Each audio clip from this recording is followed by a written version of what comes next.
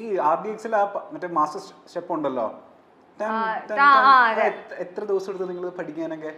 ശരിക്കും പറഞ്ഞാൽ master piece അല്ല, RDXലെ ഹുക്ക് സ്റ്റെപ്പ് ഞാൻ സിനിമയിൽ ഞാൻ ഹുക്ക് സ്റ്റെപ്പ് ചെയ്തിട്ടില്ല. പക്ഷെ ഹുക്ക് സ്റ്റെപ്പ് ഞാൻ സിനിമയിൽ ചെയ്തിട്ടില്ല. ഷെയ്നാ ചെയ്യുന്നത്. ഹുക്ക് സ്റ്റെപ്പ് ഷെയ്ൻ മാത്രമാണ് ചെയ്യുന്നത്. പക്ഷെ റിഹേഴ്സൽസ് എനിക്കും ഉണ്ടായിരുന്നു. ശരിക്കും ഞാൻ ചെയ്യേണ്ടതായിരുന്നു. പക്ഷെ എന്താന്ന് വെച്ചാൽ ഞങ്ങൾ സ്പോട്ടിൽ പോയി നിന്ന് അല്ലല്ല, എന്റെ കോസ്റ്റ്യൂം കണ്ടപ്പോ സാൻഡി മാസ്റ്റർ പറഞ്ഞു ഈ കോസ്റ്റ്യൂമും ഈ ഔട്ട്ഫിറ്റും തമ്മിൽ ഒരു ചർച്ചയില്ല, അതുകൊണ്ട് മഹിമ ചെയ്യേണ്ടെന്ന്. എനിക്ക് ഭയങ്കര വിഷമായി. ഞാൻ 2 ദിവസം റിഹേഴ്സൽ ചെയ്തല്ല.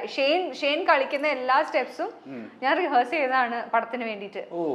പക്ഷെ അവിടെ പോയിന്നപ്പോ എന്റെ കോസ്റ്റ്യൂം കണ്ടപ്പോ അവർ പറഞ്ഞു ഈ കോസ്റ്റ്യൂമിന് ഇത് ചേരുന്നില്ല, അപ്പൊ നമുക്ക് ഒഴിവാക്കാം, ക്ലാസിക്കൽ ഡാൻസ് മാത്രം കളിച്ചാൽ. സാൻഡി മാസ്റ്റർ ആയിരുന്നു പിന്നെന്താന്ന് വെച്ചാൽ എനിക്ക് സംവേർ ഇൻസൈഡ് ഷെയ്ൻ ഇത്രയും നന്നായിട്ട് കളിക്കുന്നുണ്ടല്ലോ, ഇനിയിപ്പോ നമ്മള് കൂടെ കളിച്ച് കൊളാക്കണ്ടല്ലോ ഉണ്ടായിരുന്നു മൈൻഡില്. അപ്പൊ അതുകൊണ്ട് ഞാൻ വഴക്ക് വിടാനൊന്നും പോയില്ല. പിന്നെ എനിക്ക് ക്ലാസിക്കൽ ബിറ്റ് ഉണ്ടായിരുന്നു സിനിമ, ഒരു ക്ലാസിക്കൽ പോർഷൻ ഉണ്ടായിരുന്നു സിനിമ, അത് ഞാൻ ചെയ്യുന്നു. So as a dancer 7. As a politician പൊളിറ്റിക്സിലൊക്കെ എങ്ങനെ? സീറോ നോളജ് ആണ് എനിക്ക്, ഒന്നും അറിഞ്ഞൂടാ. സീറോ. നെഗറ്റീവ് ഉണ്ടോണ്ടേ അതും തരാം. ആസ് എ ഫ്രണ്ട് എത്ര റേറ്റിംഗ്സ് കൊടുക്കും? As a friend, as long as you're okay if I don't pick up your calls or respond to your messages, അങ്ങനെയാണെങ്കിൽ 10 on 10. അറിഞ്ഞൂടെ, ഞാൻ പറഞ്ഞില്ല എനിക്ക് ഫോൺ അത്രയും ഇഷ്ടമല്ല എന്ന് പറഞ്ഞാൽ എന്റെ എപ്പോ നോക്കിയാലും എന്റെ കയ്യിൽ ഫോണ് കാണും. പക്ഷെ എനിക്ക് ഈ ഫോൺ എടുത്ത് ഫോണിൽ സംസാരിക്കുക എന്നുള്ളത് അത്ര ഓക്കെ ആയ ഒരു കാര്യമല്ല. എനിക്ക് നേരിട്ട് ഞാൻ സംസാരിക്കും.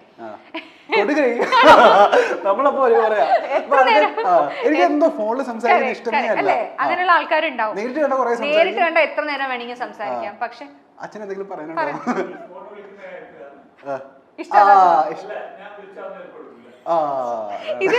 ഇത് ഫ്രണ്ട്സിന്റെ കാര്യത്തിൽ മാത്രല്ല, വീട്ടിൽ അച്ഛാ ഇതൊക്കെ നമുക്ക് പിന്നെ പറയാം. അപ്പൊ ഫോൺ ഒരു പ്രശ്നമാണ്. അപ്പം ഞാൻ അങ്ങനെ ഫ്രീക്വന്റ്ലി ആരോയും കോൺടാക്റ്റിൽ വെക്കുന്ന ആളല്ല. ചിലപ്പോൾ മെസ്സേജസ് ഒക്കെ അയച്ചാൽ ഞാൻ ചിലപ്പോൾ സമയത്തിന് റിപ്ലൈ ചെയ്യണമെന്നില്ല. അതേപോലെ ഞാൻ വിളിച്ചിട്ട് അവര് ഫോൺ എടുത്തില്ലെങ്കിലും I'm okay with it. അതിലെനിക്ക് ഹേർട്ട് ആവോ ഫീൽ ആവോ ദേഷ്യം വരുമോ ഒന്നുമില്ല. കാരണം ഞാൻ അങ്ങനെയാണല്ലോ. ഞാൻ മെസ്സേജ് അയച്ചാൽ അമ്മയ്ക്കൊക്കെ ചില സമയത്ത് അമ്മ പറയും ഇന്നലെ നീ വിളിച്ചിട്ട് അവൾ എടുത്തില്ലല്ലോ ഫോൺ, നീ വിളിച്ചിട്ട് അവൻ ഫോൺ എടുത്തില്ലോ എന്ന് പറയുമ്പോൾ ഞാൻ എടുത്തു പറയും അവൻ വിളിച്ചാലും അവൾ വിളിച്ചാലും ഞാനും ഫോൺ എടുക്കാറില്ലല്ലോ. So it's okay. ആ കണ്ടീഷൻ നിങ്ങൾക്ക് ഓക്കെ ആണെങ്കിൽ ഞാൻ ചിലപ്പോൾ വിളിച്ചാൽ ഫോൺ എടുത്തു എന്ന് വരില്ല, ചിലപ്പോൾ ഞാൻ മെസ്സേജിന് റിപ്ലൈ ചെയ്തു എന്ന് വരില്ല. അപ്പൊ അത് നിങ്ങൾക്ക് ഓക്കെ ആണെങ്കിൽ ബാക്കി എല്ലാ കാര്യത്തിലും very good. As an interviewer or an anchor എത്രമാത്രം ശോഭിക്കും? How do you rate yourself? I think കുറച്ചൊരു മിനുക്ക് പണിയൊക്കെ ആവശ്യമുണ്ടെന്ന് എനിക്ക് തോന്നുന്നു. പക്ഷേ ചോദിച്ചേ ഭയങ്കര ജെന്യൂൻ ആയിട്ട് ഉത്തരം പറയാം. ഞാൻ എന്നെ തന്നെ പറയാം. കാരണം എനിക്ക് സംസാരിക്കാൻ അത്യാവശ്യം അറിയാം. പക്ഷേ ഇതെനിക്ക് പരിചയമില്ലാത്ത പ്രൊഫഷനാണല്ലോ. ഞാൻ ആങ്കറിങ് ഒന്നും ചെയ്തിട്ടില്ല, പരിചയമില്ലാത്ത പ്രൊഫഷനാണ്. പക്ഷെ കുറച്ചൊരു മിനുക്ക് പണിയൊക്കെ കിട്ടിയാൽ അത്യാവശ്യം ഡീസെന്റ് ആയി ചെയ്യാൻ പറ്റുമെന്ന് എനിക്ക് തോന്നുന്നു.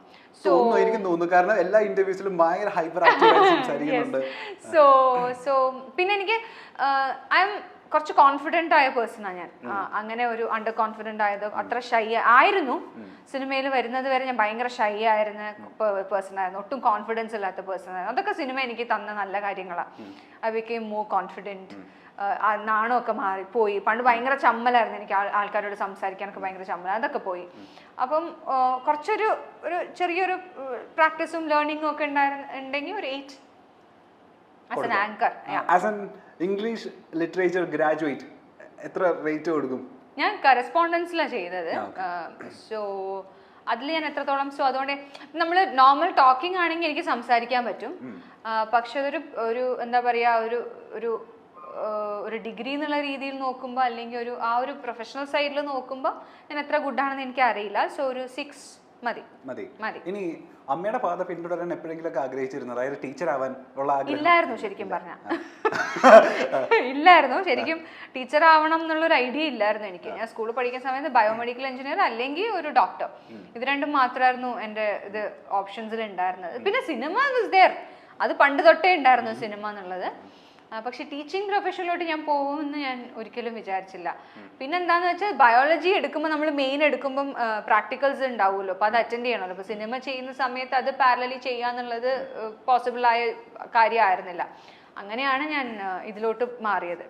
പിന്നെ ഇത് എന്താന്ന് വെച്ചാൽ എനിക്ക് കുറച്ചുകൂടി ഈസി, അമ്മ വീട്ടിലുള്ളത് കൊണ്ടായാലും ഹെൽപ്പ് ചെയ്യുമ്പോഴും ഞാൻ ഇപ്പോൾ ഷൂട്ടിന് പോവുകയാണെങ്കിലും കാര്യങ്ങളോ ഒക്കെ ആണെങ്കിൽ അമ്മയ്ക്ക് ഹെൽപ്പ് ചെയ്യാൻ പറ്റും എന്നെ. എക്സാംസിനായാലും അമ്മയ്ക്ക് പ്രിപ്പയർ ചെയ്ത് തരാൻ പറ്റുമെന്നുള്ള ഒരു കോൺഫിഡൻസിലാണ് അത് ഈ സൈഡിലോട്ട് ഇങ്ങോട്ട് പോയത്.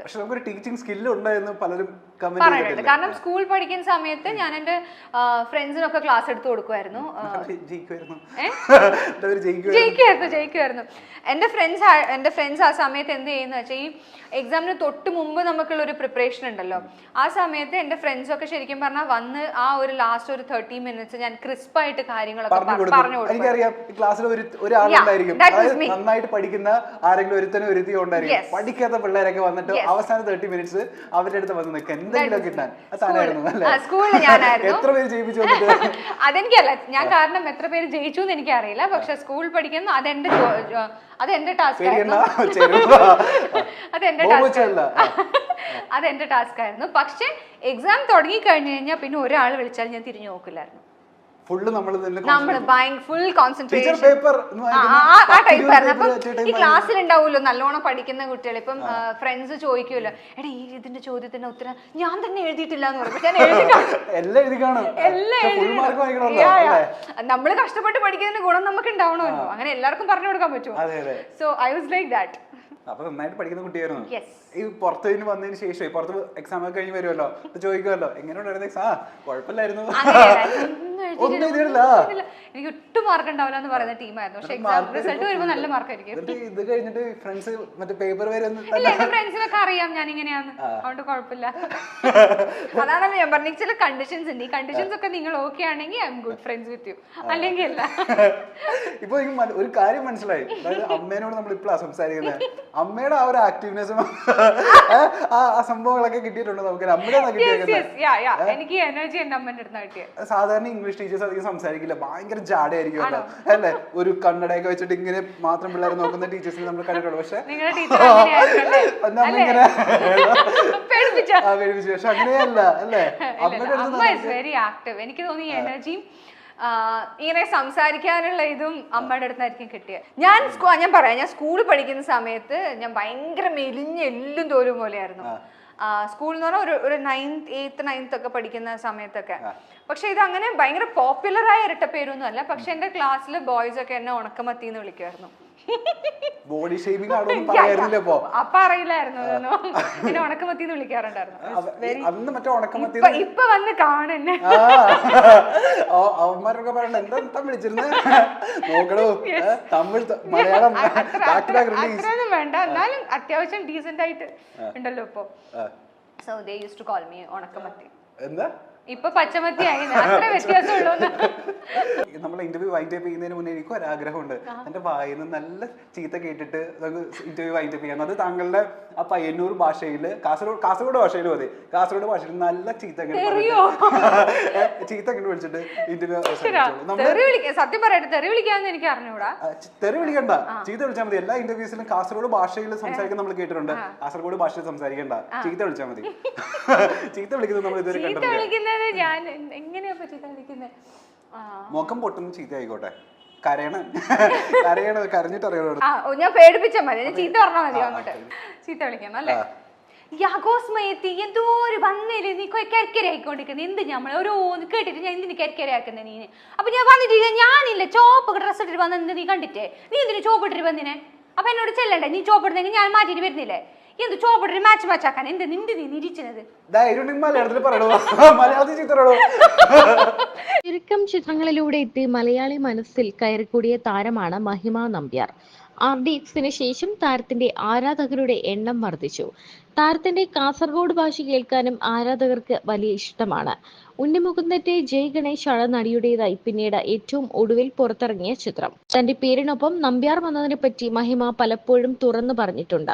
അമ്മ ടീച്ചറായിരുന്നു, അച്ഛൻ മറ്റൊരു പ്രൊഫഷനും. അതുകൊണ്ട് തന്നെ തനിക്ക് ടീച്ചറാകാൻ വലിയ താല്പര്യമില്ലായിരുന്നു, ഡോക്ടർ ആകാനായിരുന്നു തനിക്ക് താല്പര്യം, അല്ലെങ്കിൽ എഞ്ചിനീയർ ആകാൻ. ഗോപിക എന്നായിരുന്നു തന്റെ പേരെന്ന് മുൻപ് പല അവസരങ്ങളിലും നടി തുറന്നു പറഞ്ഞിരുന്നു. എന്നാൽ ഇത് ആദ്യമായിട്ടാണ് താൻ എങ്ങനെ മഹിമ നമ്പ്യാർ ആയി എന്നതിനെ പറ്റി താരം വെളിപ്പെടുത്തിയത്. ഇപ്പോഴും റെക്കോർഡിക്കലി തന്റെ പേര് ഗോപിക PC എന്ന് തന്നെയാണ്. പാലക്കാട്ട് ചിറകര വീട്ടിൽ ഗോപിക.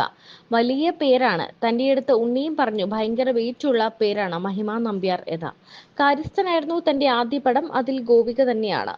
ദിലീപേട്ടന്റെ അനുജത്തിയായിട്ടായിരുന്നു ചിത്രത്തിൽ അഭിനയിച്ചത്. അതിനുശേഷം തമിഴിൽ പ്രഭു സോളമൻ സാറിന്റെ സിനിമയാണ് ചെയ്തത്. ഗോപിക എന്ന പേരിൽ നടിയുണ്ടല്ലോ. ആ സമയത്ത് ഗോപിക ചേച്ചി സജീവമായി വർക്ക് ചെയ്യുകയായിരുന്നു. അതിനാൽ പേര് മാറ്റുകയായിരുന്നു. മഹിമ എന്ന് വന്നതിന് ശേഷം ന്യൂമറോളജി ഒക്കെ നോക്കിയിട്ട് പേരിന് ഒരു വാലുണ്ടെങ്കിൽ കരിയറിന് ഗ്രോത്ത് ഉണ്ടാകുമെന്ന് പറഞ്ഞു. ഇത് സത്യമാണോ എന്നൊന്നും അറിയില്ല. അത് തന്നെ ഹെൽപ്പ് ചെയ്തിട്ടുണ്ടെന്ന് മഹിമ പറയുന്നു. അങ്ങനെയാണ് നമ്പ്യാർ എന്ന പേര് ആഡ് ആകുന്നത്. തന്റെ മുത്തച്ഛന്റെ സർനെയിമാണ്, അങ്ങനെയാണ് നമ്പ്യാർ വരുന്നത്. അല്ലാതെ ഇതിന് ജാതിയും മതവുമായി ഒന്നും ഒരു ബന്ധവുമില്ല എന്നും മഹിമ പറയുന്നു.